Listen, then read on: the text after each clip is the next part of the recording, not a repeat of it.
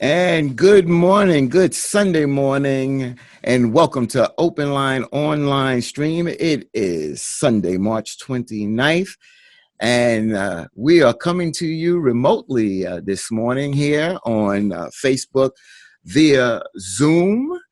And let's just jump right on in here and first introduce our panel, and then we'll introduce our guests. We have Bobby Childs, our in-house sports reporter. Good morning, Bobby. Good morning, family. It's you get a look inside my bat cave out here, and I hope everybody has been safe this week and finding ways to keep their minds sane during this insanity we have. There you go. And also, Bobby Childs is one half of the Sports Brothers.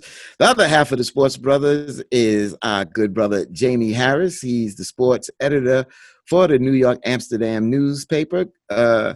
Amsterdam News. Good morning, Jamie.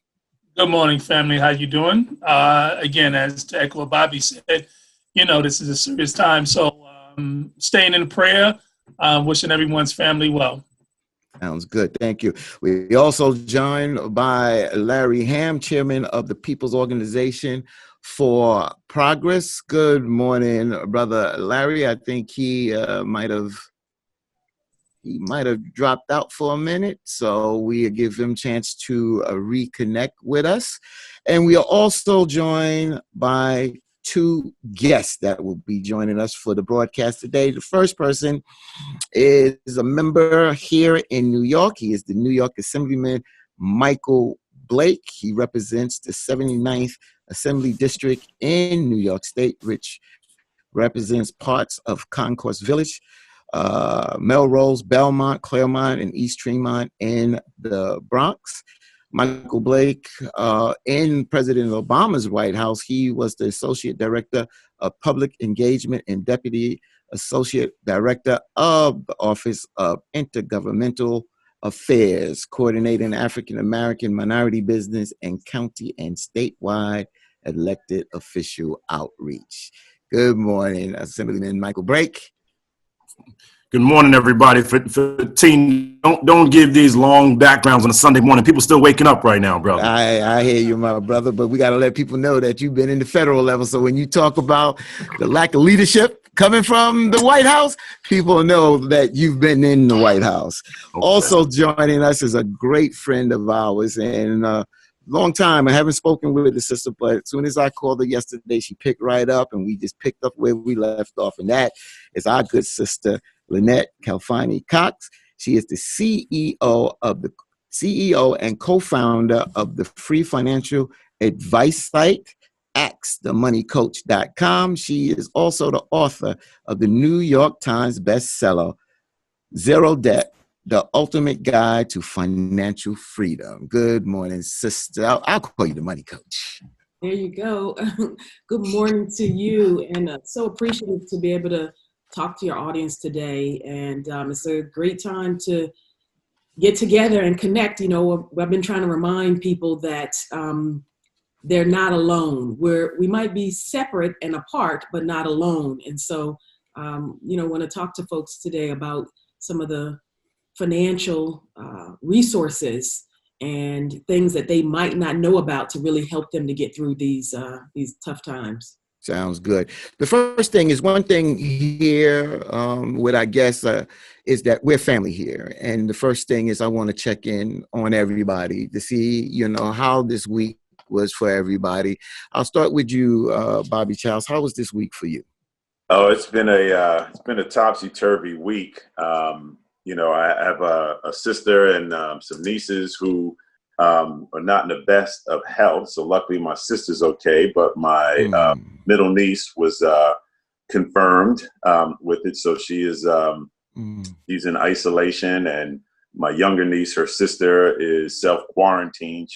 Neither have shown any symptoms yet, but one was tested positive. So dealing with that, and then just trying to keep my 12-year-old daughter occupied, and she seems to finish her school lessons before 11:30 every day. So I'm questioning what the school is really doing in this out there. But other than that, staying safe. You know, and it's been, I know we've had Dr. Gardere on before from a mental health standpoint, and I just encourage everybody just to make sure that you're maintaining your mental wellness and your physical health.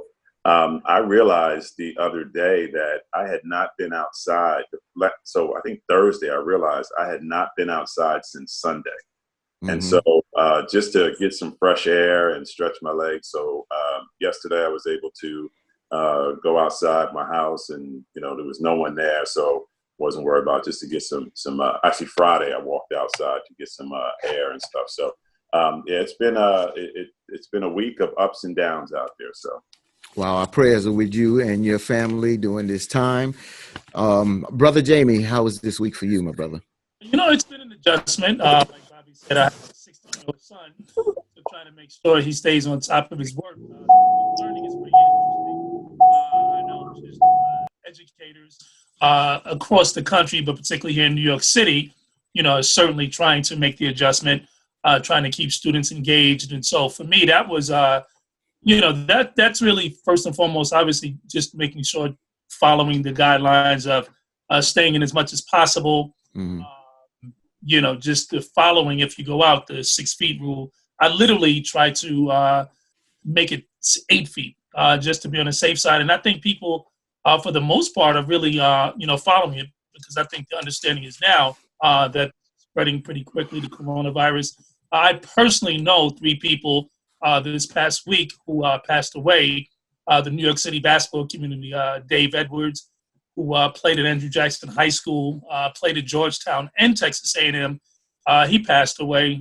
Brother Lee Green, who played at St. John's, he passed away. Lee Green was you had Rodney Harrison on this morning. Lee Green was a NYPD officer, retired. He was certainly good friends with many of my friends in the NYPD.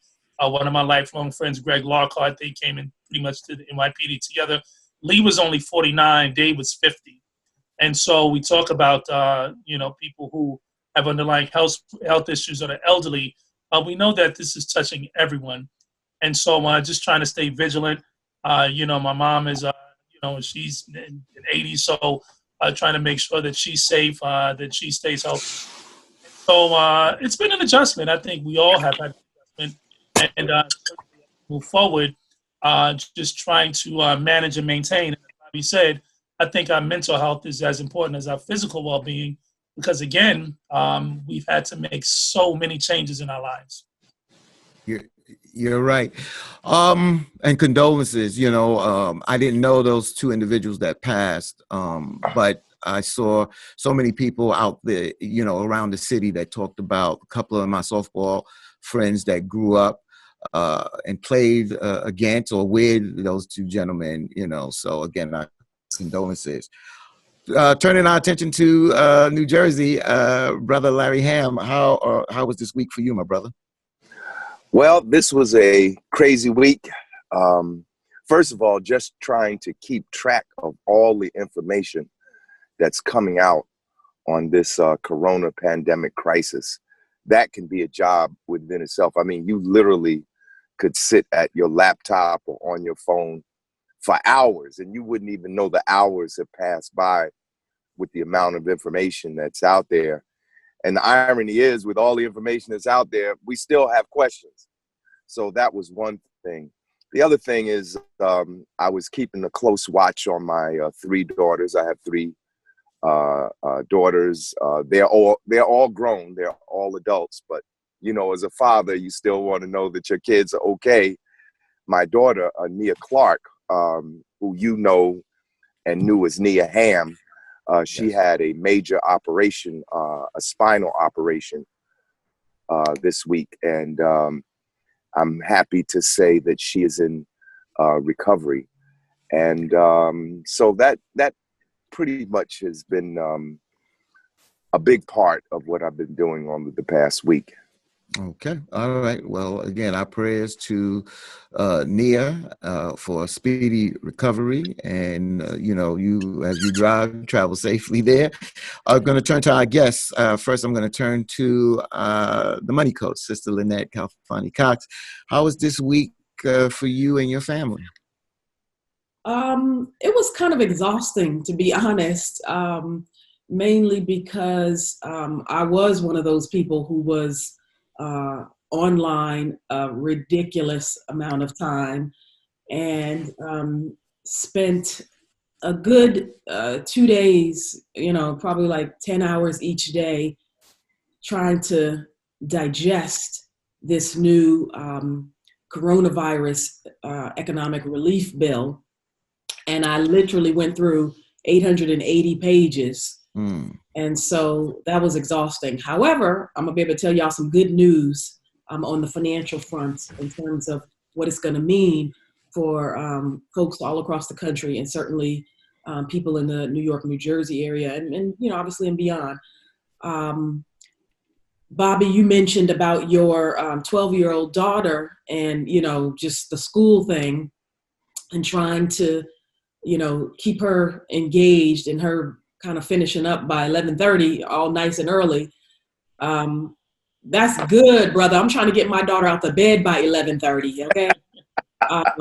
So my 14-year-old, I'm actually based now in the Houston area. So Brother Fatiyn knows that I was in the New York, New Jersey area just until last summer when we moved. So we still have our house in New Jersey, and my son, who was in college and is in college, he's 20 years old. We checked in with him this week as well. He had to leave from Raleigh, North Carolina, and he went to New Jersey to my ex-husband's house, to his father's house there. And so he's doing school online. And it's an adjustment for a lot of these students. It's a real adjustment. Their whole schedule has been disrupted. My oldest daughter, who is 22, she graduated from college a year and a half ago. She actually got married right before all this stuff broke out. She got married in January, and her husband are doing fine. They're here in the Texas area. They're in Austin, Texas. But my husband Earl, he and I have our 14-year-old daughter, and like I said, so she's doing the online school program, and yeah, it's a whole different world after she's been off for over 3 weeks now. They had spring break early here, and then school got kind of delayed, and then they just said, okay, we're gonna go to online right now. And so that has definitely been a major transition. So, like all parents and families, we're all working, couldn't work at first, but then trying to get her adjusted.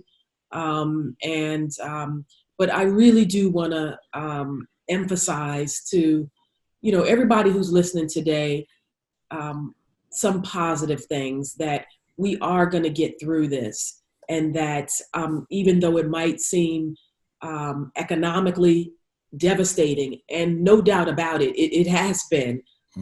There's a lot of financial help, resources, and assistance that you can get immediately. And so I don't want people to have their mental outlook and their emotional well-being compounded by worries about money. Right. Well, we're going to hold you there on that because we're going to definitely get to that. I want to turn to Assemblyman Michael Blake, and, just looking at some of your social media this week, you seem to be very, very busy. Sum up your week. Probably the most emotionally, mentally, physically draining since I've been elected. I think if we're really reflecting on this, I've been saying this a lot, that there absolutely is the coronavirus pandemic, and we can't ignore that. But there was a pandemic of poverty that existed before this that has been exacerbated immensely in many of our communities. On the uplifting front, as Sister Lynette has mentioned, look, we will get through this. It will take some time. And we got to be real with people about that mutual reflection, that simultaneous reality. This is very different to tell New Yorkers to stay home. It is very challenging to get people to be in this rhythm. And the reality is, we are seeing a very new normal. And I think we all have to acknowledge, life has changed forever. And this country and this world has changed forever. I mean, the fact that we're all doing Zoom, I've done more Zoom in the last week than I probably have in my life. And people will be reflecting on those kinds of changes. But, why have we been out? Because I've said, if you are an elected official, people need to know that you're going to be out there during times of crisis to go help their people. This is not time to just be sitting around casually. And so from the front of food, where we have now surpassed 100,000 meals we've been able to give out since this pandemic has broke, in collaboration with World Central Kitchen, which has been a blessing. We've been at 47 sites in the Bronx. We've expanded into Harlem. We're over in Sharpton. We're doing work in Queens with Catalina Cruz, especially for the undocumented immigrants in Queens, and just really finding ways to help our people expand in there. To the economic front, and this week will be the beginning of the tide turning. The federal recovery bill that was passed and signed, as was mentioned, there are elements in there that will be game changing if we all execute quickly and well. Because there's an opportunity to help our small businesses, especially in our community in the Bronx. The restaurants have been devastated by what has been happening. And then the next piece is, just the everyday life. The seniors at senior centers who can't have that programming and that emotional connection that they're used to having by being around their friends. The students who are used to going into classrooms who now have remote learning. That are driving y'all crazy because they're home all the time. The recognition of how people are really trying to figure out how to make it every single day. So, I'll give a very personal reflection. My mom is in Florida. She lives down there now. I obviously am very attentive about her health because she has suffered with bronchitis and asthma for years.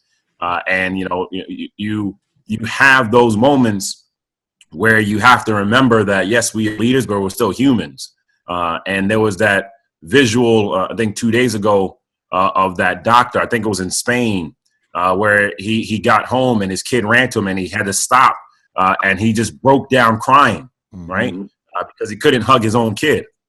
And I think when we start really processing that you're not able to hug your loved ones just because you want to make sure they're okay, that's really hard. And that's very difficult. You don't know when you may see them for some time. Fatiyn, I as you know, I've been a lay minister also since '95. I officiated a funeral this past Thursday, and it wasn't coronavirus related. The timing of that, and God called that sister home. Other than my father's funeral, where I did the eulogy, it was probably the most difficult to do. When you are officiating a service, I think there were 8 people in the room with social distancing, preaching with gloves on.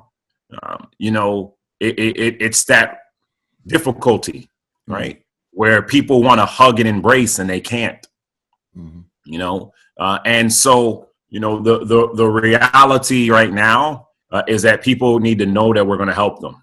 And as we go through the course of this conversation, there are things that we are going to be ready to do here in the Bronx and across the city to provide help to everybody. And lastly, I know I've gone for a little bit, but we have to do this.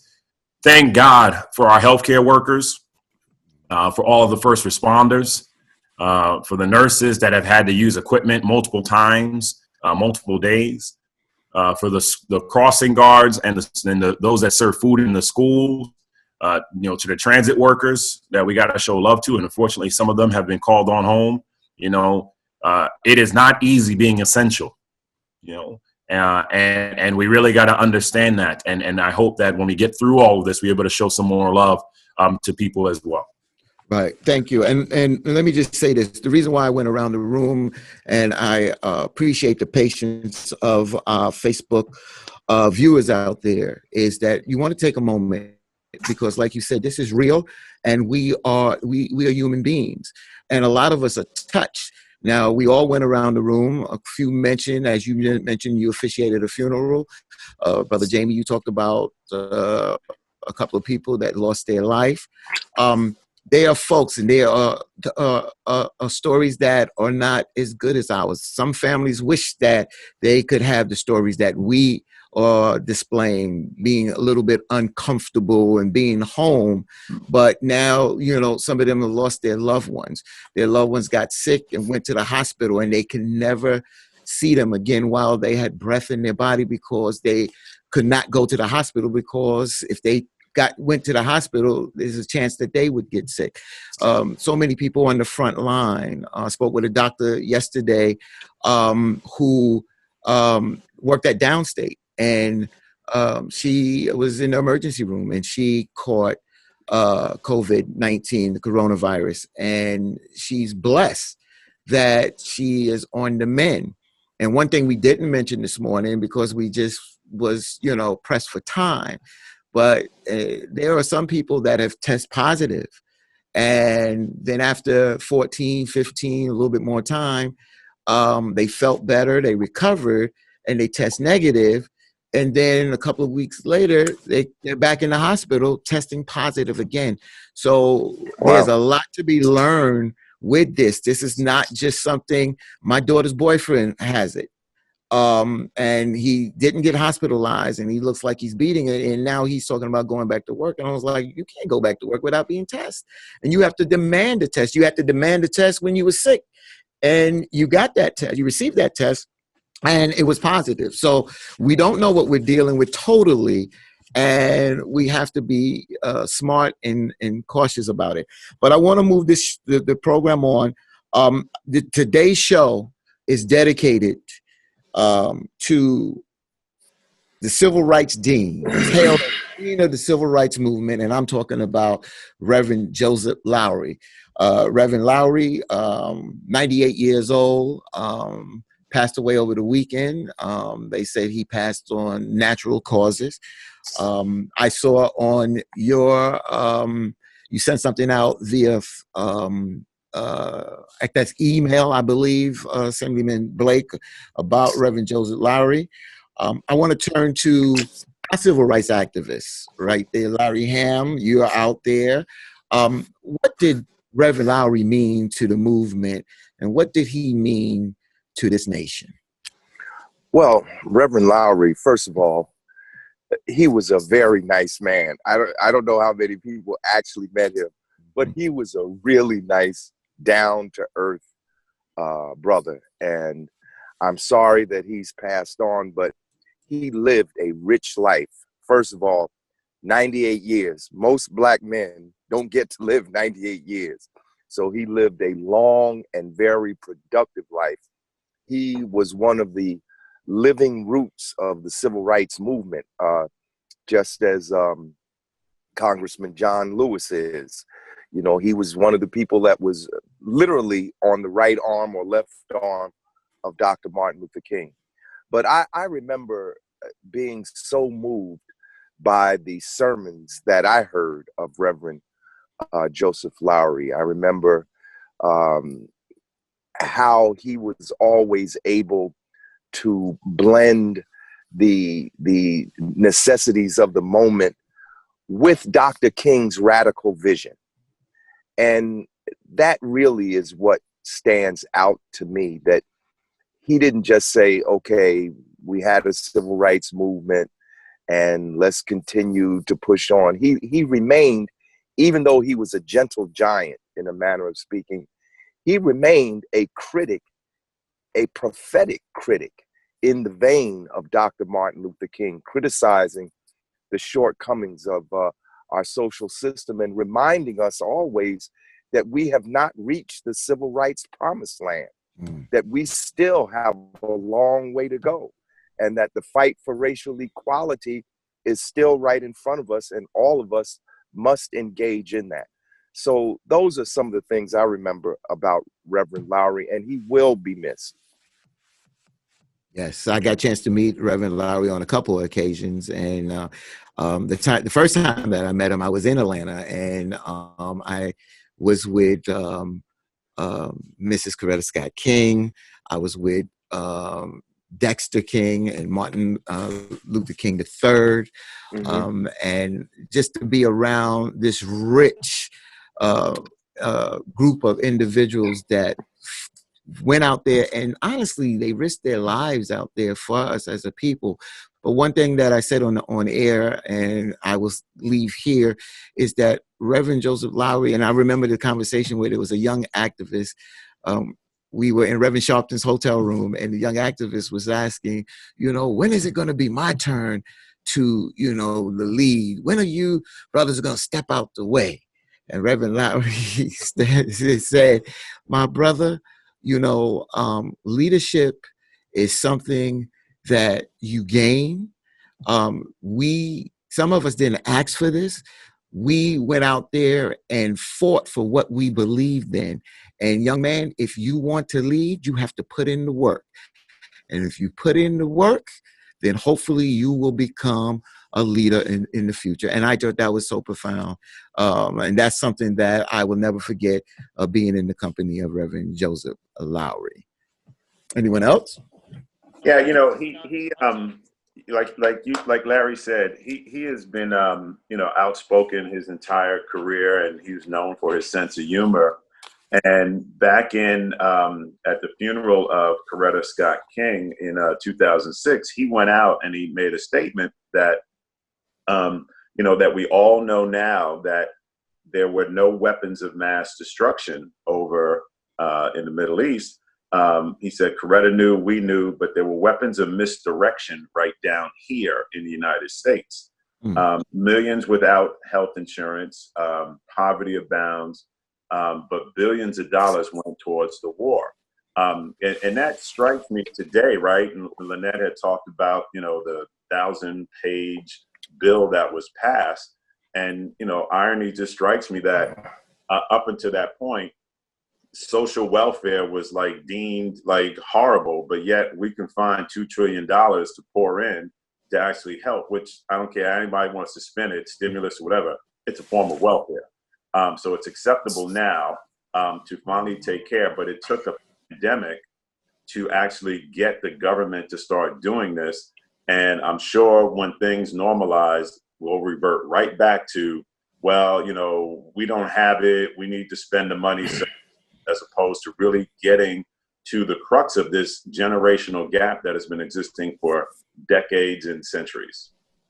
All right. So, okay, I was going to say, let's jump in and talk about this $2.2 trillion economic rescue package. Go ahead, Sister Lynette.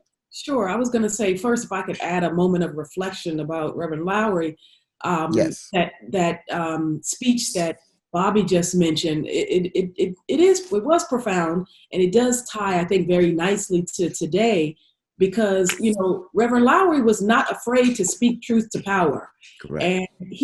And when he referenced about not finding weapons of mass destruction, what he was highlighting was that we had all these billions of dollars to pay for war, but he was saying no money for the poor.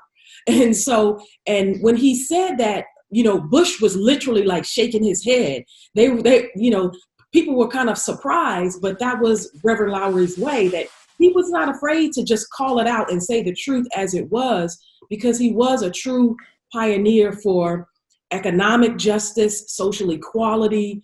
Obviously when he took over the SCLC, from Abernathy back in the day, decades ago, it was in pretty bad shape economically, and he turned it around, and under his leadership just really grew the organization into prominence. So we definitely lost a giant, but like I said, 98 years is a very nice long life. And in tribute to him, certainly, as we transition and talk a little bit about this economic stimulus package, I want the audience to know that there's actually been 3 different financial measures taken at the federal level. There's a lot of state stuff going on too. But first, we had an $8.3 billion effort, and that was the kind of quick one that was done to shore up a little bit for hospitals and stuff. Then there was the Families First Coronavirus Act, and that was to give free testing and to do some other stuff.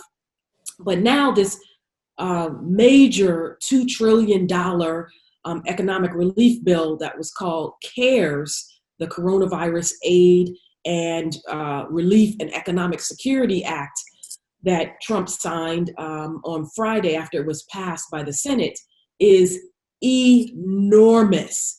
And yeah, you can call it a bailout, you can call it corporate welfare, you can call it a giveaway to some of the wealthy, because it got some of everything in there.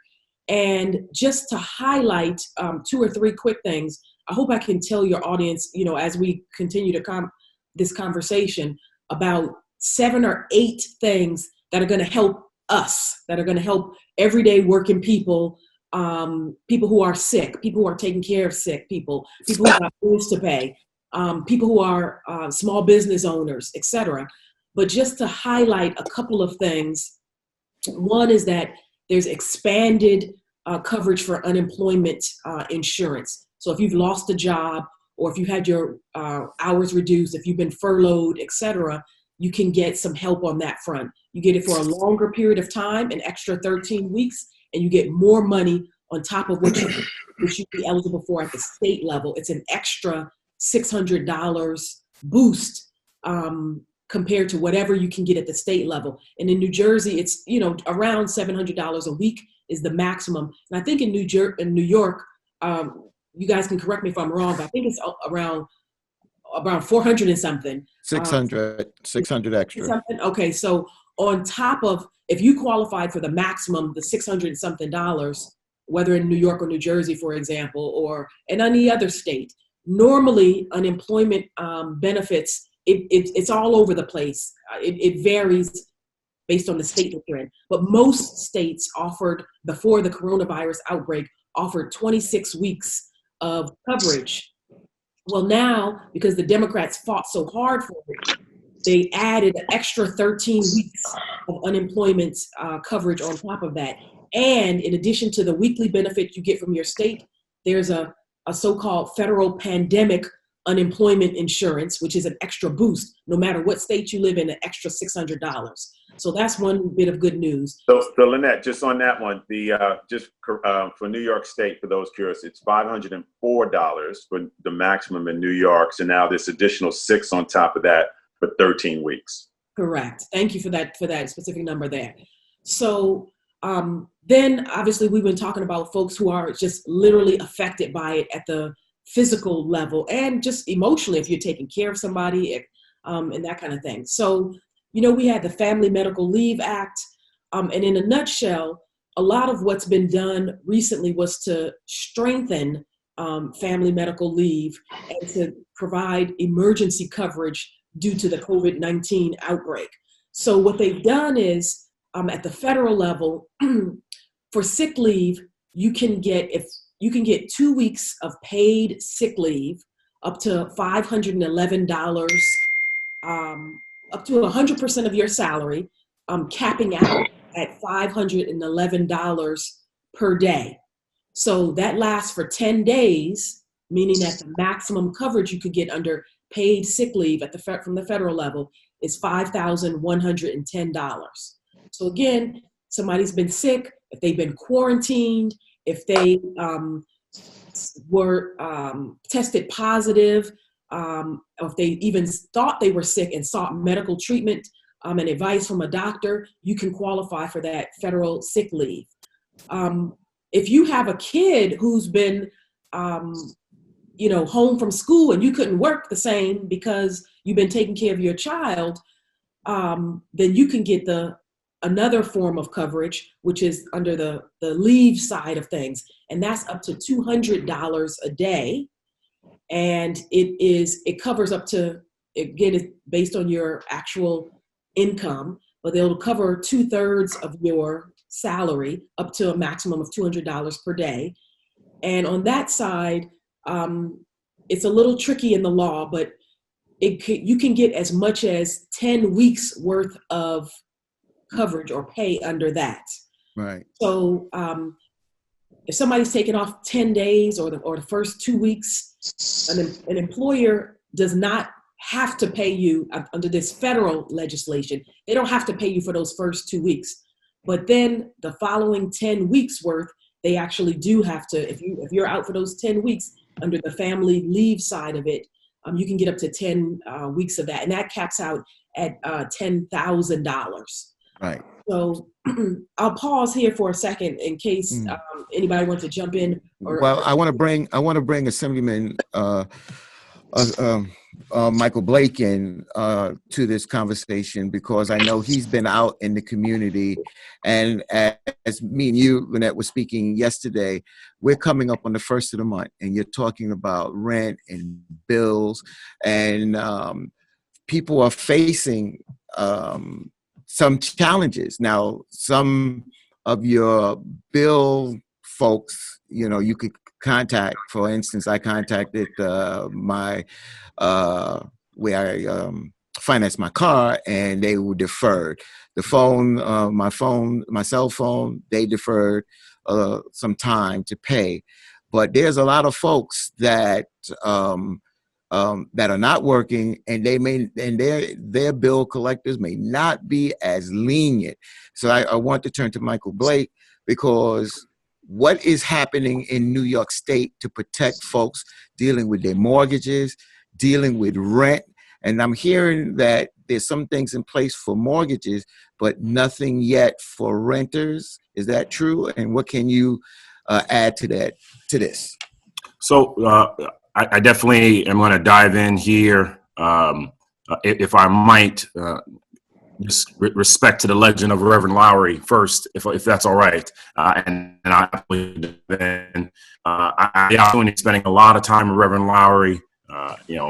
We have talked often of the heroes that have come before us, and the one story that always stayed with me about him, because I think when we talk about where we go from here, it's a perfect transition in that.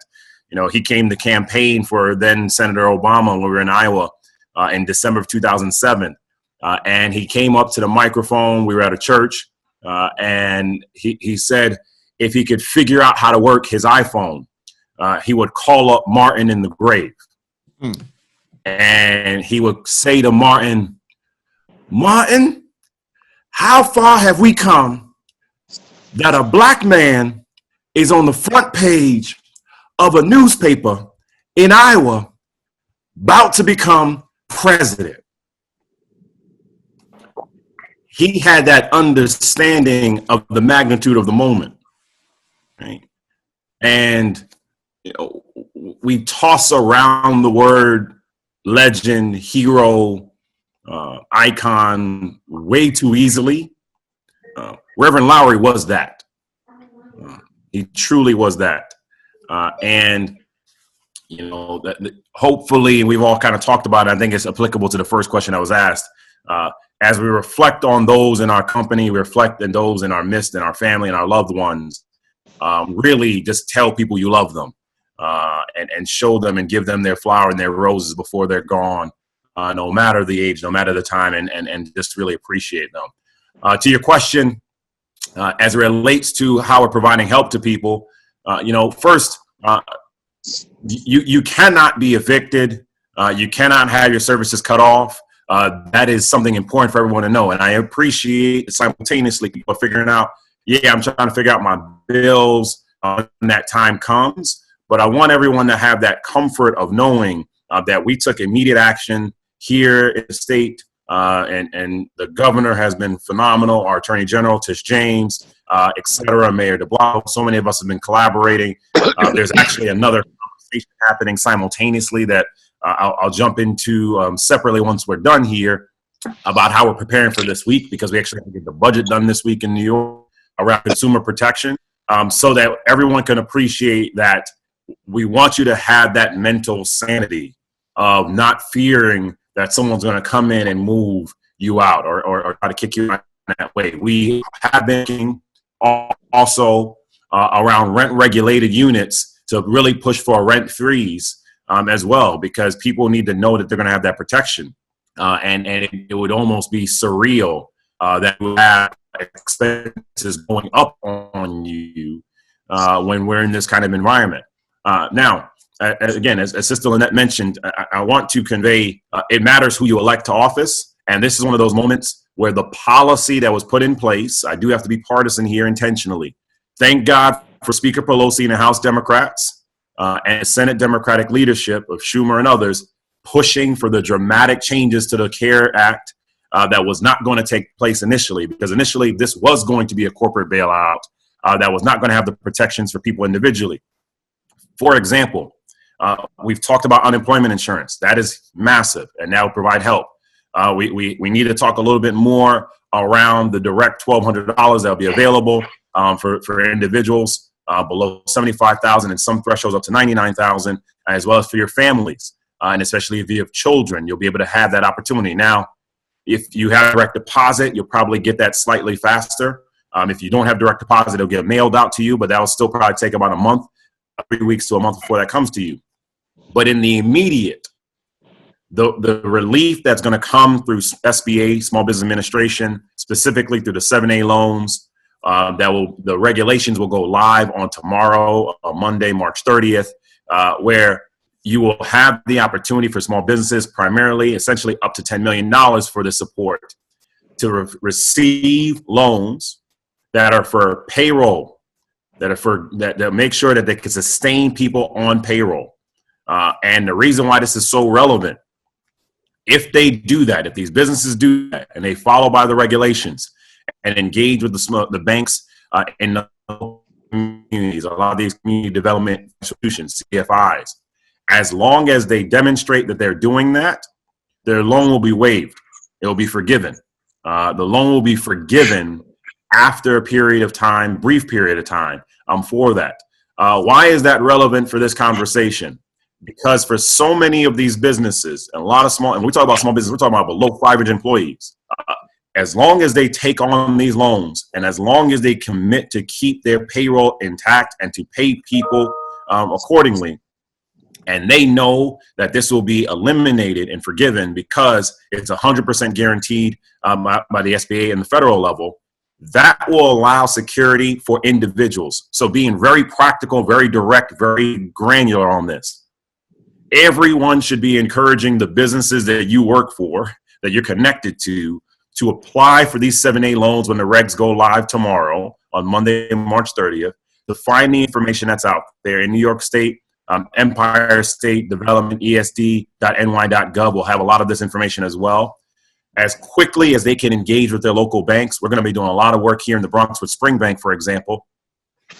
They can then be the facilitator to collaborate with local businesses, because as these local businesses then take on these loans and deliver them out to the local businesses and they keep people on payroll, that will help you in paying your bills, and that will help providing relief.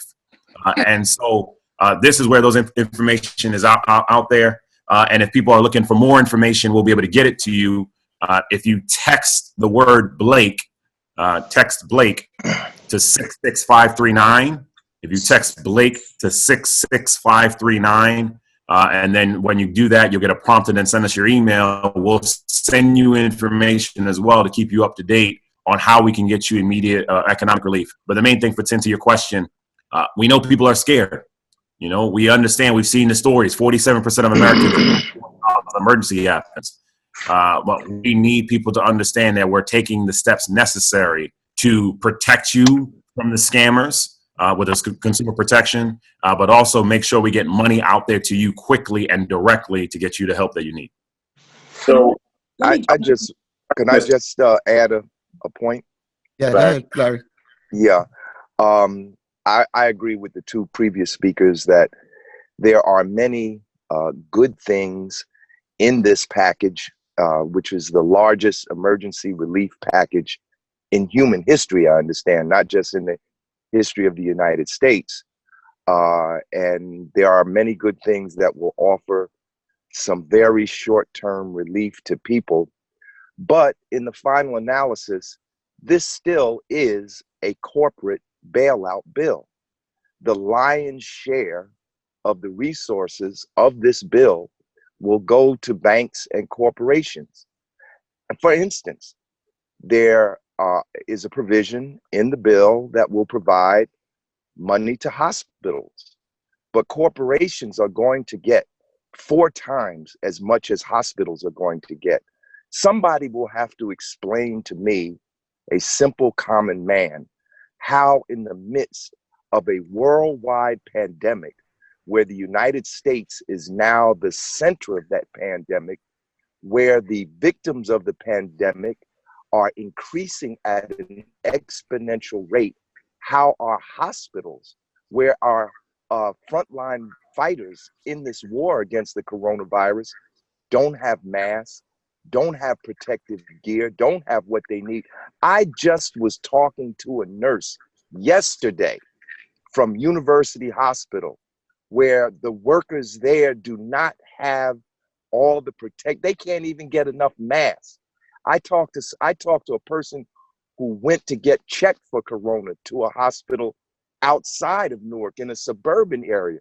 She said it was a madhouse there. So while, you know, we do understand there's some good things in the bill, we have to keep the picture in perspective, and we have to show the whole thing. For instance, there was going to be a $500 billion slush fund in the bill. Initially, Mnuchin, the Treasury Secretary, was going to have sole discretionary power over the distribution of those funds. Now, in the bill that was signed, a congressional commission was put in place, but the president yesterday just said that he's not going to respect the authority of this commission, that he's going to do what he wants to do. And on top of that, Trump right now is trying to get his signature to go out on all the relief checks that are going to go to individuals. So he's going to try to turn this thing around to use it to his benefit, to make him even more popular, when he, in fact, is the reason why we are in the state we are in right now with this coronavirus. So I think it's important to give the whole picture, and that still the corporations are going to be the biggest beneficiaries of this relief package. And remember, Larry, that 500 million initially, billion, 500 billion rather. Remember, McConnell, he didn't even want the 500 billion, the manner in which it be distributed, to be revealed. So therefore, he said, I could give this 500 billion to whomever I choose, and we don't even have to tell you for 6 months who the money went to. So there was very little transparency. And as Brother Blake pointed out, and I want to say Brother Blake has done phenomenal work. I've known his brother for years in the Bronx. And what a lot of you do not know, he was instrumental in Barack Obama becoming the first African-American to win the Iowa caucus. So this brother's still out there. He's been out there for a long time. So, brother, I salute you and keep up the good work, because the Bronx certainly needs you. You know, we spent $2 trillion in Afghanistan. $2 trillion. So when we talk about how big this is, the biggest relief, package in history, we have to put it in perspective. We spent $2 trillion in Afghanistan, and there will be another round of relief ultimately. That's already being stated, because the virus is not going away. As the WHO and the CDC already stated, Dr. Fauci said in Africa, because now we're seeing that the season is changing. And so now Africa, the winter months are coming up, in the fall months, now the virus is surfacing. So they're predicting that in the fall, the coronavirus will resurface again, and maybe even in greater numbers than we see now. And so already they're saying there's going to be a second round of the relief package. And Larry, you're absolutely right. While there is money that's going to the people who need it, small businesses, individuals, there is still too much money that's going to corporations. I know there had to be a compromise, but we can't compromise too much when, as you said, hospitals are being ravaged. Most of this money, and even the second round, has to go to those who truly need it. If you look at President Trump, and I use the word president, very cautiously. Advisedly. He mentions Boeing 10 times every press conference, right? He's really backhandedly disparaged the auto industry. And of course, we know that's because Obama bailed out the auto industry. So this is all self-serving for him. But he is making it clear who he wants this money to go to, and where this money will go, and how this money certainly will be overseen. Like you said, he wants oversight. He said, I have oversight. He does not have oversight over it. And this is something that we have to continue to fight against, when I say we collectively, because if not, Larry, it'll be worse than what you're stating. You're absolutely right. Underlying here is that so much money is going to corporations, and there still will be people, small businesses, and as Brother Blake said, here in the Bronx alone, that will be shut down, never to reopen, because they're not going to receive that relief. But I think this is important here, and if I say something incorrect, I would love Annette to correct me on some of these pieces. First, we have to be very clear that the reason why the personal protective equipment is not getting out has nothing to do with the relief bill. This is from a president that is not taking the action of moving forward on the Defense Act the way he could, the Defense Production Act the way he could, that he has the ability to itself, and not mobilizing the stockpile the way he could, the way he needed to. You saw the story recently in California that they sent out supplies that were broken, in which the governor then had to send it to entities within California to repair it. That would be effective as of tomorrow itself. That's one. Two, we talk through the elements of this. We have to also appreciate that this is the third bill that has happened. There will be at least one more bill to help when it comes to state and local governments who will need additional help on the ground. But when we talk about some of these companies, I don't want us to focus on what the Republicans were trying to do, which would have been bailouts just for the CEOs. If the airlines would have went down, who are the people that work for the airlines? It's Black and brown folk. Why are we pushing for the Healthy Terminal Act here in New York? Because we're seeing so many airport workers, in particular, those that might be cleaning the lines, providing the food, providing opportunities, and or the gate agents, those that are stewardess. And I just want to make sure that we're putting this holistically, in that this was not just about trying to help some CEO make some money. We were literally in a space where some of these industries were going to be shut down, period. And it would have been our fault. Third piece, when we look at where we're going from here, the epicenters are predominantly Black and brown areas. And this is going to be a scenario of urban America and the economic focus we have to have in our communities. Because yes, we're talking about New York right now, but we see the other epicenters that are emerging. New Orleans, Detroit, Chicago, out west, they're preparing in LA. You saw the news out in Boston. They had something like 170 law enforcement entities that were testing positive. This is moving quickly. And so I just want to make sure that while we should direct frustration accordingly at Republicans and Trump in particular in what they didn't do, because there are people dying because of Donald Trump and the Republicans. We just need to call it as direct as it is, right? Like, they took this for granted. They said this would just disappear, the nonsense they were saying before. But it is not just about the larger entities and some CEO. Let me make this even more granular. And Brother Harrison, I appreciate your comments as well. Allow me to convey it in this way. The Yankees and NYCFC not playing in the Bronx is devastating economically to Black and brown folk because of the jobs that are connected to this. And so when we talk about some of these pieces, I think it's just important that we make sure we don't forget who are our people that are working in these places, who are the people that will be impacted by this. And the next level of all of this has to be, how do we, of course, talk through the health of this? Because you're right, this is a virus that is raging our communities. There's a public health epidemic that is happening and pandemic that's happening. The amount of health professionals who have been reaching out saying that they need help, not just with equipment, but with mental health, with support when it comes to food, all these different elements there.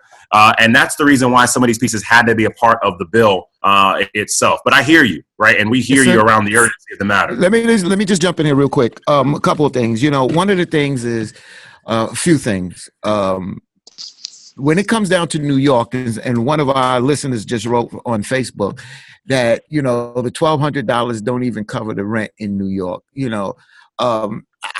My rent is $2,300 a month.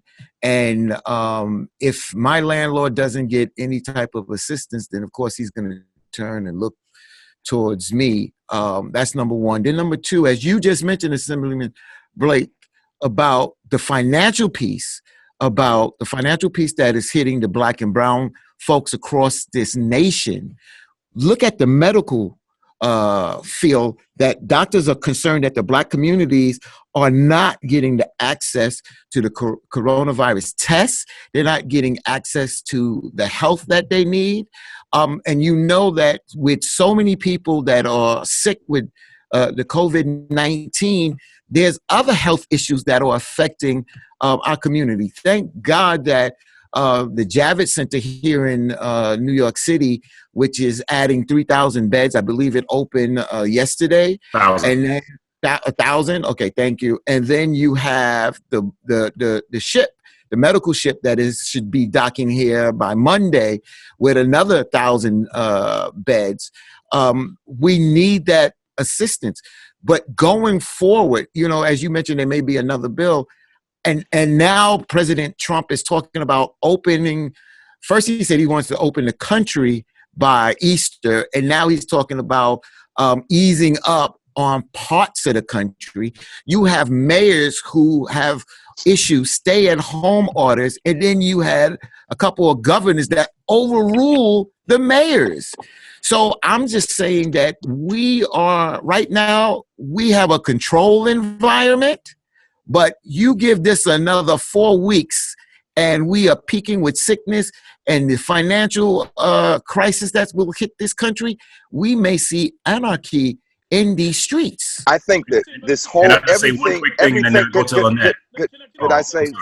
Could I? Brother Fatiyn, you and Larry have fought for years against the closing of hospitals, particularly in communities of color. Correct. And what do we see now? We see the comfort, the naval ship having to come from Norfolk. We see the Javits Center have to be converted into a medical facility. They're talking about converting college dorms into medical facilities. So Brother Blake is right. We have to talk about the good and take the holistic approach, and he's absolutely right. And that's certainly the perspective we need to take, because right now people need help. And corporations need to help because they do employ thousands and tens of thousands of people. Many of those people are Black and brown. So we're not saying that the corporations do not need assistance. They do. But we can't go back to the bailout of 2008, where this is just, there is no clear oversight, and CEOs were getting these golden parachutes and walking away, and they created the crisis that led to the fall of the economy. Now, hold on, Bobby. Now, let me say this.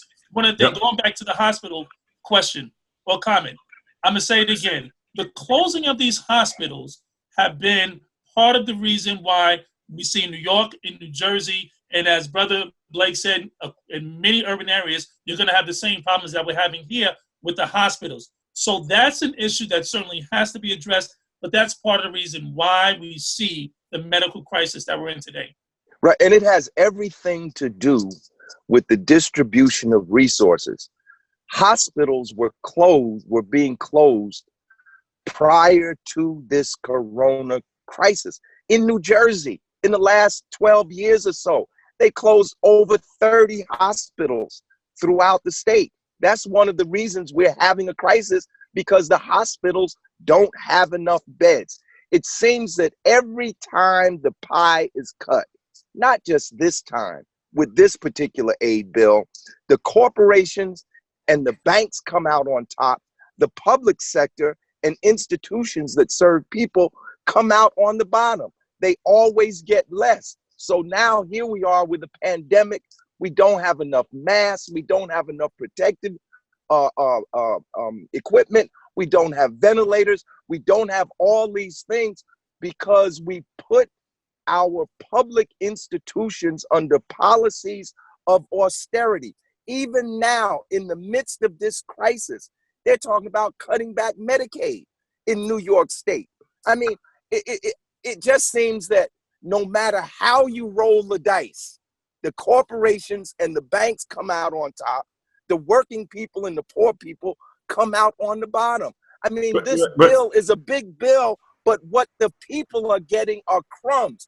In Canada, they are going to give $2,000 a month, every month, for the duration of this crisis, not a one-time $1,200 payment. How come nations that are much poorer than the United States can do more for their working and poor people than the United States, which is supposed to be the richest country in the world? We are getting screwed Yep. We are not. We are Yep. not. Hold on. We are not. And I understand the frustration, but this is where we have to provide it's clarity. not just frustration. No, but I'm saying, I'm saying, but like, we cannot, what we can't do right now is give inaccurate information. I understand you pissed with corporations, but it doesn't help our people giving inaccurate information. So let's be very clear. Inaccurate information. What's Because you just conveyed that people are going to get less than what's happening in Canada. You only assess it by the direct grant. However, again, this is why grant is greater than ours. Because you're only because my brother, because you're only assessing one thing.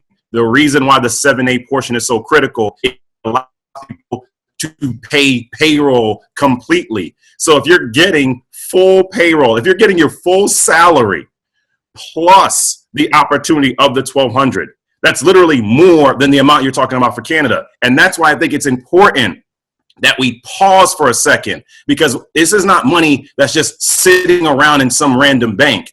It is to go to community institutions to get to the business to pay your payroll. The small businesses would take it on. It will only be forgiven if they cover payroll. So the reality is, like, that is so immensely critical that we do not ignore that.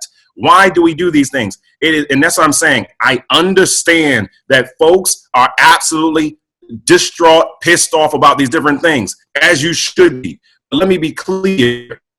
That has nothing to do with why don't we have more equipment out there. It is Donald Trump who has not exercised the Defense Production Act, which he has the ability to do right now. That has nothing to do with the relief bill. And we can't keep saying these separate things. Now, third and finally, why is this all relevant? Because if we do this, we have to communicate to people, when you package this all up together, what's going to help you in the immediate as well as the long term, as well as making sure there's more funding to your respective hospitals. That is now incorporated in. Making sure that you can stay on payroll and get covered with that, that is incorporated in. As Sister Lynette mentioned earlier, and again, I'm going to refer to her on a lot of this, the unemployment insurance, the length of it and the amount of it, that has been incorporated in. So when we talk about what do people get to help them here, this is dramatically different than anything we've seen before. Plus,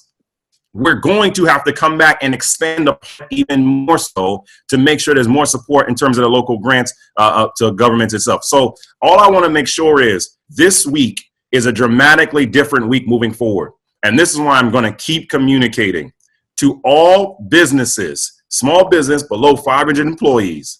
You must look at the regulations that are coming down this week, because it will give you the opportunity to keep people on payroll, which is what people need. They need to know they have that protection. Sister Lynette, I know, had more to say there.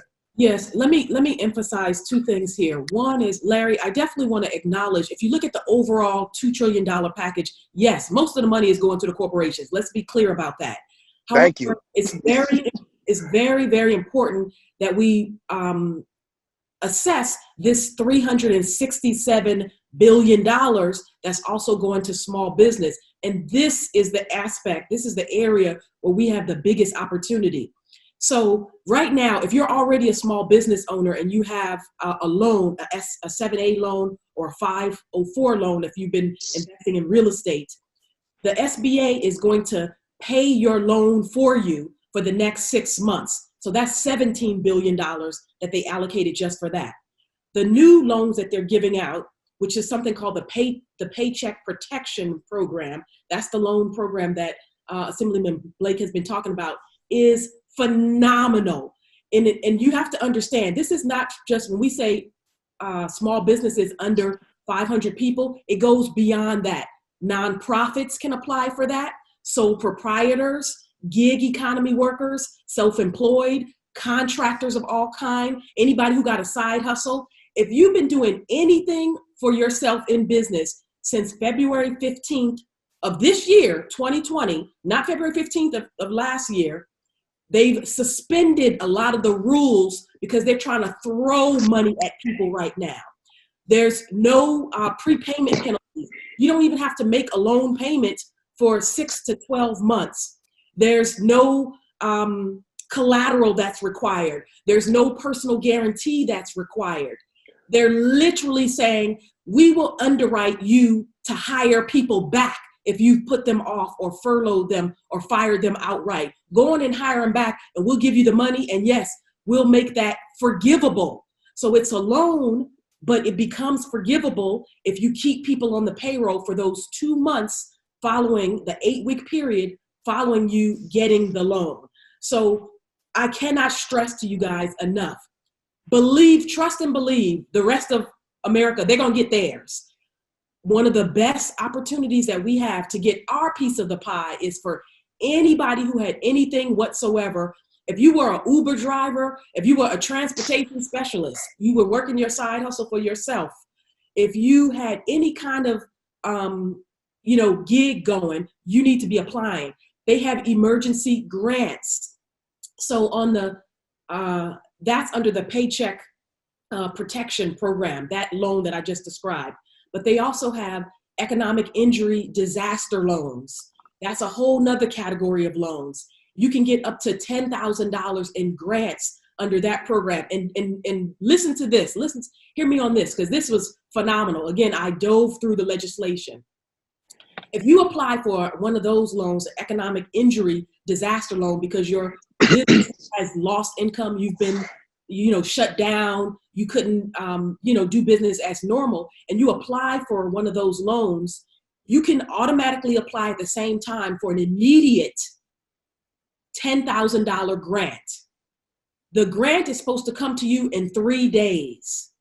Now, what if you don't get the loan? What if you just get denied for the loan? The regulations say, don't worry about it. You still get to keep the $10,000 grant. So I'm telling people again, like Assemblyman Blake says, that this part of it, is it perfect? No, it's not. And are we getting less than what the rest of corporate America is going to get? The reality is, yes, that's true. Even beyond this $2 trillion, the Fed has already backstopped banks and Wall Street. They essentially said, here's trillions, to produce liquidity in the marketplace. Here's trillions to shore up the banking sector. So yes, it's definitely the case. And why is that, Larry? Because you raised a good point. You said, can somebody explain to me what's going on? How come the hospital workers don't have? I'm about to blow your mind with something, because this just came out today. The Trump administration on February 7th sent 17.8 tons of personal protective equipment, masks, respirators, hospital gowns, etc., to China. They put it on a ship. Mike Pompeo announced it on Twitter, shared it with a video, and news just came out today about that. So you want to talk about where our hospital workers are struggling and why? Yes, part of it is not only because Trump has not set in motion the Mandatory Manufacturing Act, which should have long been done. Not only has he failed to go ahead and shut down things nationwide so we can slow down the spread of coronavirus. Not only did he shut down the federal pandemic unit that was set up under Obama, but now we come to find out today that they sent 17.8 tons of materials, hospital supplies, personal protective equipment to China. This was February 7th, a couple of weeks before Trump called it a hoax, a couple of weeks before he finally capitulated in early March and said, oh, okay, we got to do something about this. So the reason, Larry, is because we're built on a capitalistic system where profits come before people. That's the real.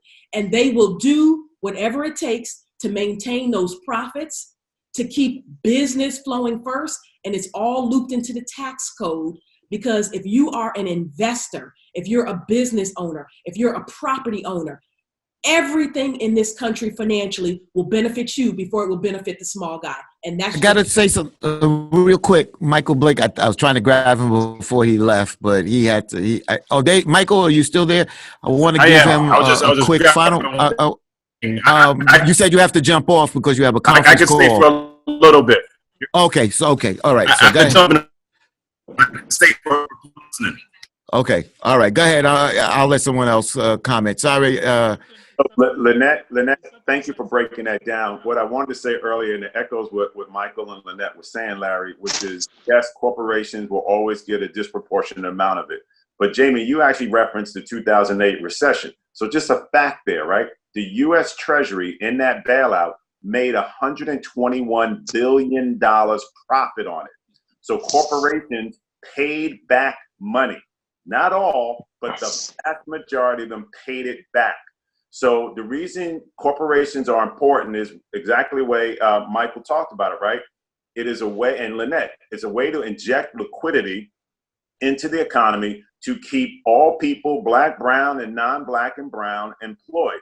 And what's in this bill is, it's not an apples for apples, Larry, right? So yes, the checks you're getting is a lower amount compared to others, but you're getting additional money in other means. So if you're still working, you're getting your payroll tax reduced. So that means money that you already are receiving in your check will be higher because there's less payroll taxes to it. Plus, you're going to get... And two other things. This is super important. Yes, you're going to get some direct payments. What are those direct payments? Unemployment, sick leave, family leave, SBA loans and grants. But also, you're getting a lot of relief. And again, that's what I want to highlight for people. So if you have federal student loans, and we know that 44 million Americans have student loans, we got $1.5 trillion in student loan debt outstanding, and most of it, 1.3 trillion, is federal loans. Well, in this act, what they just did is they just suspended basically everybody's federal student loan payments for 6 months. So for April, May, June, July, August, September, you don't have to make those federal student loan payments. On the housing front, but you are going to have to make those payments back after those 6 months. I'm not saying that the loans are forgiven, but I'm telling you that right now. But see, this is the problem. The loan should be forgiven. We shouldn't just be having a moratorium. A moratorium says, okay, Fatiyn, you don't have to pay your phone bill this month or for 3 months. You don't have to pay your mortgage for a few months. You don't have to pay your mortgage, your rent for 3 months. We should be forgiving that during this period of the pandemic, people shouldn't have to be paying their rent. They shouldn't have to be paying. Forgive me if I don't have the faith that you all have in the government. No, we're not talking about let me finish. I'm 66 years old. I've lived through the civil rights movement, the war on poverty, the Great Society, and at the end of my 66 years, our people are almost in as bad a shape now as we were in 1968. Our hospitals are the hospitals that are being closed. And Larry, I don't think that anybody bill after bill after bill, we've lost Irvington General, Orange Memorial, Presbyterian, St. James, Columbus. This is why we don't have enough beds, because we have a system that over and over and over again benefits the haves and screws the have-nots. And I tell you, let's meet again in 6 months. Let's see how much good this biggest relief package in the history of America does for working people, poor people, and black people in this country. And Lynette, I have a quick question. Yeah. What about the folk that, let's be real, that make, let's just say they make a little over 100,000, but they still paycheck to paycheck. Their credit is not that good, but they're just getting by. They save a little bit. But how is this going to help those folks? First of all, they can't even get any money if they still working. If their credit is not that great, they can't go out and get any loans. So what can those folks get? Okay, so let me address something, because you had two misconceptions in there. So first, because our Facebook Live audience is watching us, we need to, expand the conversation a little bit. Certainly, obviously, in the New York, New Jersey, Connecticut area, the whole Northeast, incomes as a whole are higher, generally speaking, than the rest of the nation. But nationwide, average household income in America is about $60,000. Of course, in New York, New Jersey, Connecticut, you have many six-figure wage earners or people who are small business owners who earn more than $100,000 a year, and there's help for them too. You mentioned credit. In this bill, they literally changed the Fair Credit Reporting Act. So what they did is protect everybody's credit. So there's no, for your credit cards, for your auto loans, there's no federal legislation that says they have to forgive any of that, or they have to, or that banks or lenders or creditors have to do a workout with you. But from a practical standpoint, the vast majority of lenders, certainly the top lenders, Bank of America, Chase, Citi, Wells Fargo, et cetera, they've all extended payment flexibility. They've all said you can make partial payments, you can make no payments, you can defer payments, you can pay interest only. All you got to do is get on the phone and talk to them. But the law says, the new law that just passed said that if they do one modification with you of any kind of relief, they can't report you to the credit bureaus during this global pandemic. So they literally changed the Fair Credit Reporting Act to say nobody's credit will be hurt if you take on any kind of a payment deferment, if you modify it, et cetera. So that is good news for everybody. On the front with student loan that I mentioned, if you have a federal student loan, you don't have to pay it. Are they paying it for you, Larry? No, I'm in agreement with you. When I got out of grad school at USC, I had $40,000 in student loan debt. It took me over a decade to pay it off. So I was in the camp with Elizabeth Warren saying, yeah, we need to have student loan forgiveness. And I agree with you, Larry, that we should be underwriting people at a very massive level if we're telling them stay home and don't work. So nobody disagrees with you on that sentiment that we should be doing a hell of a lot more for everyday working people. But I do want to address the housing question as well, because, in our communities, we know that after the Great Recession, we got decimated. A lot of people who were already homeowners lost their homes in foreclosure. Well, this federal law says that there's a ban on evictions and of all kind, and for renters and for homeowners for the next 60 days through April and May. Is it good enough? No, it's not good enough. I wish it was longer. But if you are still a homeowner, wait a minute, just stay with me now. If you're a homeowner and you have any kind of a loan that was federally supported, a government-backed, Fannie Mae, Freddie Mac, et cetera, they're providing up to 12 months of no payments. So again, in FHA, the Federal Housing Administration, through HUD, they have a hand in the vast majority of mortgages in this country.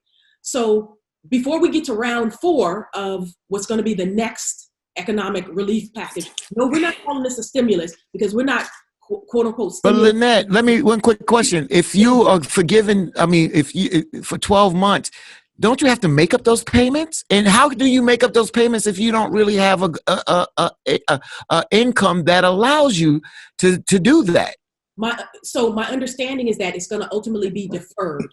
That if you had 16 years left on your mortgage, then it'll end up being 17 years. It's like the payments will come on the back end. They haven't released all the details for, and every lender, of course, whatever the terms of your mortgage, was, that part is going to vary. But I'm telling you about your cash flow needs for today to survive, because a lot of people just want to know, how am I going to make it through? How am I going to survive? Right. And my message is that no matter what bill you have, credit card, auto loan, student loan, mortgage, utilities, if you cannot pay something, right now is the time to get on the phone, talk to your landlord, talk to your creditors, and say, I can't pay because of the coronavirus situation and the COVID outbreak, and you're going to get some kind of relief. 99 out of 100 people are going to have a creditor that's going to work with them. And also the landlords who have multifamily properties, the government has told them in this legislation, if you have a federally backed loan with us, you can't evict people right now while you're making, or while your loans are deferred. So it is going to trickle down to the everyday people in that sense as well. So should we be fighting out there and trying to get stronger protections for the average everyday person? I say, heck yeah, because we know that we're going to get the least portion of the pie. And we have to recognize, yes, structural inequality is in full effect in America. It has been, and it's going to be up to us, every single one of us, to keep fighting for more. But at the same time, we can't lose hope, and we can't make people think that, damn, all of, everything that I have hoped for, or everything that I need to even make it to survive today is lost, because it's not. people have the opportunity right now to tap into a whole number of resources to help them get through this. And then let's live to fight another day. Let's go back and try to get more and more and hold them accountable. So I want to tease out something that Lynette just said, right? And so Larry, you know, what I hear from you and, you know, we talk about every week, there are some severe structural problems in this country. You know, this issue around ventilators and equipment in hospitals is not because of the coronavirus. It is the decisions and the lack of decisions that took place well before that to shut down places, not to stockpile, because if you stockpile stuff, then it's inventory that's sitting around, you're not making money, blah, blah, blah. So there's some structural issues that still remain. What this bill is just a relief, but it's not a change to the structural things. And what gives me some encouragement, just a little encouragement, because I'm with you, I don't trust the oversight and the administration of it. But what gives me some comfort in it is there are more controls in place. So when the 2008 bill came out, there were little controls in place around executive pay in major publicly traded companies. That is in place now, right? Now, I still worry about those privately owned companies like the Trump organizations, because those are privately owned, where there's not enough light on there to see what they're going to receive. I don't know if there's enough control on that. And you do still have, so I do see that. The law specifically says the president, the vice president, members of Congress can get no direct support from this legislation. It literally specifically calls them out. That is true. Now, indirectly, will he be able to benefit from some things? Yes, he will. How do I know this? Because I'm a property owner too, and I've read the whole 880 pages. One of the provisions that they worked in there, which has currently nothing to do with the coronavirus, was a modification of rules around net operating losses. And in a nutshell, what they're going to do is allow property owners, especially wealthy property owners, to carry forward or back certain losses. Wall Street Journal did a story about this. They said that one little provision that was changed is going to mean $170 billion, a boon to wealthy property owners. So all the time. Yes. So, always. All the time. We get kicked in the backside again. But hierarchy. But I want to of how it works. Corporations are going to get theirs first, right? Corporations. It's going to be investors and business owners. It'll be the companies at the, sort of everyday level, but at the top of the tier is always going to be Wall Street, the banks, corporations. That is how the tax code. This system is killing us. Yeah, it's killing us. Worker. Yeah. But let me jump. Who is an employee is at the very bottom of the economic food chain. Lynette, let me jump in here because Let me jump in here because we spend about 45 minutes here on this. So what I want to do, because I want to get this in because we were supposed to go to 10:45. I think they are able to extend it 15 more minutes. One of the things that is also taking place now, as you know, I think we're up to 14 states that have postponed their primaries because of this coronavirus. And last Thursday, Senator Schumer said that the Senate should explore remote voting if the coronavirus sparks lengthy break. Where, and I just want to throw this out there, and Assemblyman Blake, I don't know if your folks are starting to talk about this, but where are we headed, with the upcoming presidential election, where a lot of folks feel that, the longer this goes, this plays more into President Trump's hand, where there will not, if there's no primaries, then how can you have an election? Can you jump in on that? And then everybody, of course, jump on in. Well, I think the first of this, and I appreciate that you let us all go for a little bit there, Fatiyn, because obviously there's a lot of things happening in the world right now that we need to be mindful And so we appreciate you for that. Mm-hmm. Look, I think when it comes to the elections, there are a lot of things that are moving in all of their different communities, different places. Here in New York, for example, the governor just announced that we're pushing back the presidential primary to June 23rd, and to be the same day as the congressional race, Senate race, Assembly race, and other outstanding special elections that are there. And so I think before we even talk about the November election, it's that understanding that everyone should be aware of what's happening in your primaries, because there's many places, and I appreciate Lynette reminding us that we have an audience beyond just here in the tri-state area. You think about what's going on in Louisiana right now. Then again, the next epicenter, and they had to push back their elections as well. And I think a lot of places are going to have to do that as well. So the first piece is just making sure the primaries are taken care of. And within that, there's a growing conversation among a lot of us of looking at vote by mail, absentee voting automatically. It's not automatic here in New York. I can only speak about New York to that level of degree. You could be in your specific county, and even if you don't think you can get to your polling place, you wouldn't be permitted to vote absentee. I mean, it's kind of ludicrous in how it's currently written right now in New York. And so many of us are in these conversations of really, how do you have an automatic absentee effort and also by mail effort?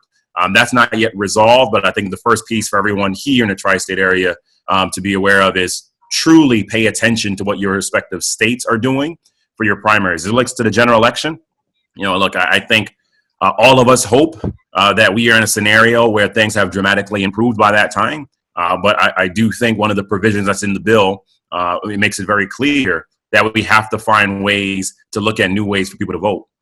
And we know vote by mail has worked in a lot of places, especially when we think about the reality that a lot of election workers in many places are a little bit older. And that we have a lot of schools that are closed, and people are going to be very reluctant to go into spaces where there are large congregation of spaces. And so there's pieces that we're working on. I'm the main sponsor here in New York of online voter registration. We are actively trying to push for that because we think that's something that should be relevant. And as well as doing a lot of work right now with Senator Biaggi around, again, the vote by mail provision, automatic absentee. So I think all of our states need to be looking at that respectively. And this is where I go back to, again, this bill is not going to be the last bill because if we are seeing, which we will, that a lot of changes still have to occur with upcoming elections, I feel very confident as we're looking at funding for state and local governments. One of the things that will have to be looked at is around voting, making sure democracy is out there. And then lastly, to tie this all together, Fatiyn and everyone else, as we've been talking through a lot of pieces here, it's important, again, that we make sure to educate people about the reality of some of these activities. When we mentioned, for example, Senator Warren's proposal, do I agree with Senator Warren's proposal in the concept of how do we forgive loans across the board, however possible? Yes, but let's make sure we also convey, she was conveying how is that going to happen? It was going to happen through a tax increase on the super wealthy, which again would occur through either having a new president pushing that or new people in Senate and more expanded in Congress. So the reality is, if we go down the road of some of the changes that we're talking through in this conversation of, let's just say, let's forgive everything. Yes, in the immediate, that would feel good for all of us. But I do want to ask yourself, I've heard a lot of people talk about their kids in this conversation. Do you want a scenario where, unless we had changes on the federal level of a new president and new Senate, that a lot of the policies and a lot of the programs that you want your kids to have wouldn't be possible because all that's happening from the federal government is paying off those bills? And so I just want to make sure we don't lose sight of that as we're talking about forgiveness and we're talking about the immediate economic relief. But to your core question around elections, everyone should be taking the time to really look up the information about how you vote in your respective state, what's happening for your primary before we even get to what's going on in the general election. And again, for everybody listening, I put on my DNC hat as one of the vice chairs here.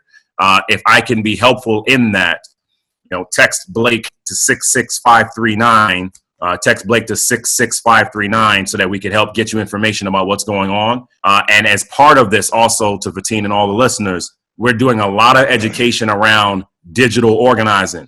because people are not going to be going to your doors in the same way, knocking on your doors, passing out literature in that same manner. One of the things we have not talked through is how the census deadlines have been pushed back to make sure there's more opportunities around that. Correct. So there's a broader democracy piece that we all have to talk through and be mindful of before we even get.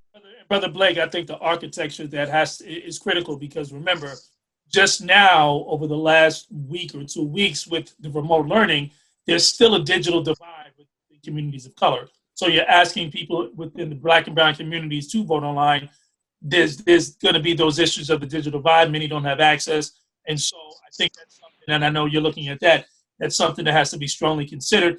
And I think there's going to be a fear for many people hacking. You know, people are still going to have fresh in their memory what took place just in 2016. And so I think all those issues are going to certainly have to be, as you said, it's education, but it's going to clearly have to be spelled out, particularly in our communities. And very quickly on that, working backwards, Brother Harris. So on the DNC side, we brought in Bob Lord, our chief technology officer. He's the one that came in and cleaned up Yahoo when Yahoo had their major breach. Now what we saw with the states that were impacted from 2016, none of the votes were changed in those states. However, people were able to get into, the Russians, quite frankly, were able to get into voter registration system. So we're very mindful of that. Something that seems very small. Everybody should be having two-step verification on everything you have. That by itself dramatically increases your security. And may seem very small, but I can tell you that, again, we said game changers a lot in this conversation. That is actually a security game changer that we all should be mindful of. The step before that around connectivity and education, we are in the process of rolling out probably this week a Bronx emergency relief effort. And as part of that, it will transition into an effort around a Bronx Community Foundation. And I'm using that as a premise point because connectivity is one of the 8 verticals we're talking about, of saying we cannot just talk through hoping you get a tablet and a laptop if you don't have broadband, if you don't have hotspots. And so we're talking with a lot of entities. I can't share some of the companies yet, but I will say people should be very excited that there are going to be some major technology announcements that are going to be happening very quickly on how we make sure we address the connectivity gap in a lot of our communities. Even getting creative of how do we find ways to use mobile hotspots and mobile vans well to do that, because you're still displaying the social distancing. So yes to both of those questions. But this is where I go back to something I said at the top. We are going to watch the reimagination and the next development of urban America in a speed faster than we've ever seen before. All right, we have about 5. I have to. Of course. Well, we got. I know we got to wrap. All of our communities are going to need the space around technology to fix a lot of this, because we've been talking about finance. A lot of folks are going to be doing things on their phones and their laptops and tablets. We've been talking about voting. A lot of people are going to be going online for that information. We're talking about education, remote learning. So all of these pieces are intertwined that we need to be mindful on. And that's why connectivity has to tie all these pieces together. All right, I had to ring that bell there because I want a couple of folks on Facebook Live is asking, Lynette, how can folks get in touch with you? Give out your information, please. Sure, you can reach me on any social media channel that you're on, Facebook, LinkedIn, Twitter, Instagram. Everything is under The Money Coach or my full name, Lynette Kalfani Cox. Okay. They can email me too if they want to at info@askthemoneycoach.com. info@askthemoneycoach.com. Okay. What Larry said, Fatiyn, is really important though. Let's see 6 months from now. And I think then we can measure the efficacy of, how the package works. And Lynette, you provided some great information, and I agree. The money certainly has to be put back into corporate America to, as Bobby said, increase liquidity.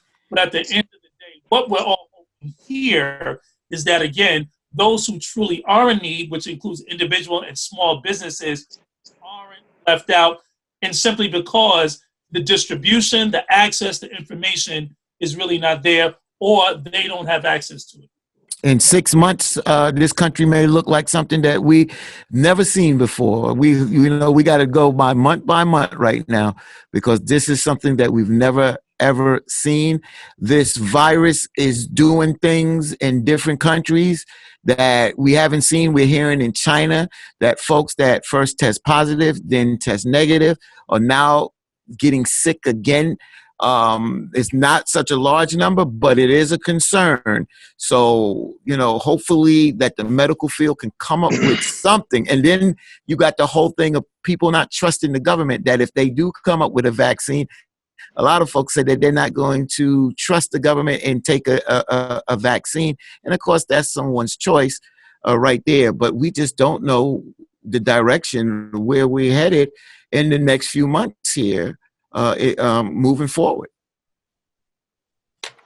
Great. Hey, just before we wrap, so just if Michael can give his contact information again, because there's a question from one of our viewers in there around Mitchell Lama, and as you represent the Bronx, they're a big part of Co-op City in terms of maintenance payments, and if people can't make their monthly maintenance payment, what should they do? So how can someone direct those questions to you? Absolutely. And to everybody in Co-op City, I'm the chair of the Mitchell Lama subcommittee. So it's very important to me that we can help you on that front.